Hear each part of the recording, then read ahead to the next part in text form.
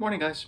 Today we're going to take a look at page 6 of the Unit 6 classwork packet, and we're going to take a look at a review of the Pythagorean Theorem, which is something you guys should have learned back in 8th grade pre-algebra, 7th grade advanced, or whatever course you took, okay? Now, as a review, the Pythagorean Theorem applies to right triangles, all right? Right triangles. Sides A and B are called legs, right? And those are the short sides. By contrast, side C, which is always across from the right angle, let me say that again, side C, which is always across from the right angle, that's the hypotenuse. And I'll even write that for those of us that don't like spelling. Hypotenuse. All right, hypotenuse. Now, the Pythagorean theorem is used in right triangles to find a missing side length, okay? But this is important. It's only used with right triangles. In a later unit, we may take a look at a case when you can use something called the law of cosines, all right? In a way to find other sides of non-right triangles. We're not going to go there right now. So for right now, just know the Pythagorean theorem is used to find side lengths for right triangles, okay?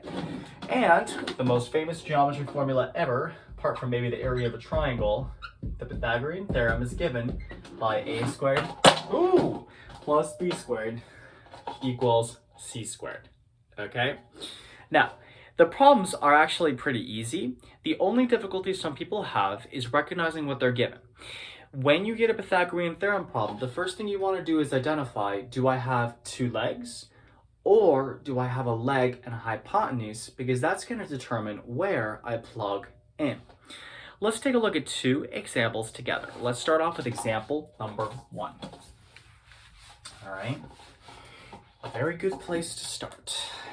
All right, 8, 7x, got it. Okay, so we got a right triangle. All right, guys, so first question we should ask, do I have two legs or do I have a leg and a hypotenuse? Well, the hypotenuse is actually the one I'm looking for because that's the one across from the right angle. So they gave me two legs.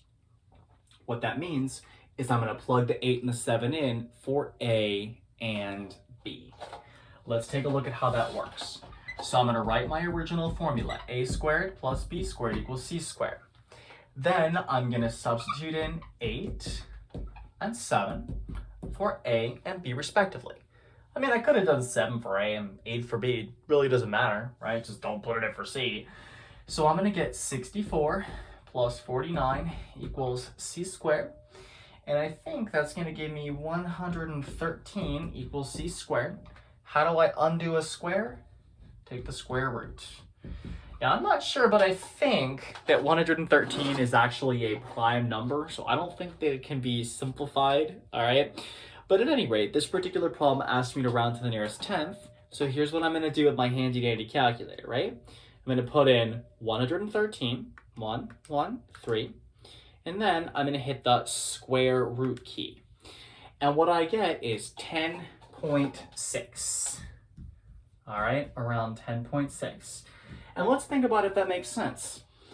What are the two perfect squares on either side of 113?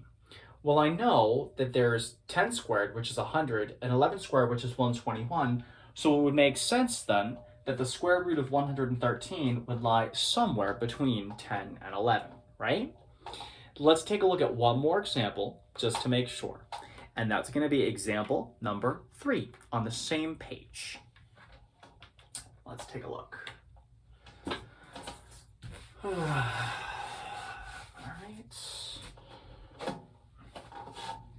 So this one.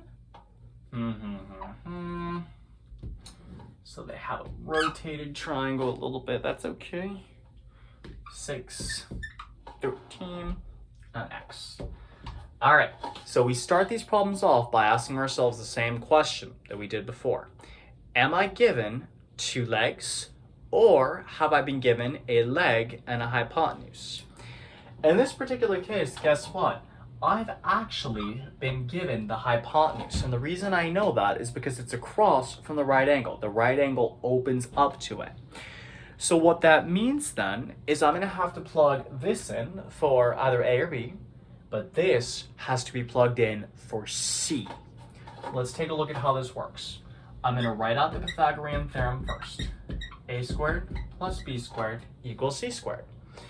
Then I'm going to substitute in. So I get 6 squared plus, well, x squared equals 13 squared. Working out the math with basic multiplication here, 6 squared is 36 plus x squared equals 169. How do I get rid of a positive 36? I would subtract from both sides. So I get x squared equals 133. And to get rid of a square, I would take the square root. And so x equals rad 133. To get this to the nearest tenth, I'm going to take my calculator, put in 133, and then hit the square root key. And I believe I'm going to get around 11.5. Okay, around 11.5. And if you think about it, that actually makes sense because the two perfect squares that are on either side of 133 are 11 squared, which is 121, and 12 squared, which is 144. Okay, so Pythagorean Theorem is a review of a concept you guys learned in 8th grade. Okay, the formula is a squared plus b squared equals c squared. And before you approach a Pythagorean Theorem problem, ask yourself this question. Do I have 2 legs or do I have 1 leg and a hypotenuse? Because that's going to determine where you plug in the equation.